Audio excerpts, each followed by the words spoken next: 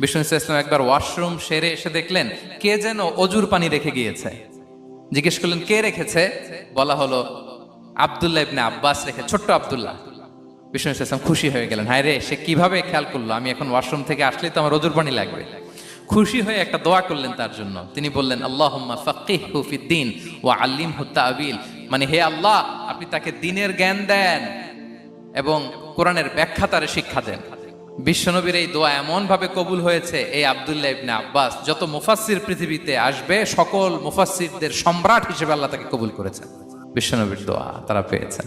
উম্মে সুলাইম রাদিয়াল্লাহু তাআলা আনহা, আনাস রাদিয়াল্লাহু তাআলা আনহুকে নিয়ে আসলেন, বললেন নবী হে, আপনি এসেছেন, আমরা যে এত খুশি মদিনাবাসী, সবাই দেখে আপনার হাতে কিছু না কিছু হাদিয়া দেয়, আমি কি দিব? কিছু দেয়ার নাই, কিছু দেয়ার নাই, আমি গরিব মানুষ, আমি আমার নার ছেঁড়া ধন, কলিজার টুকরা আনাস, আমার শিশু সন্তানটারাই আপনারে হাদিয়া দিয়ে দিলাম।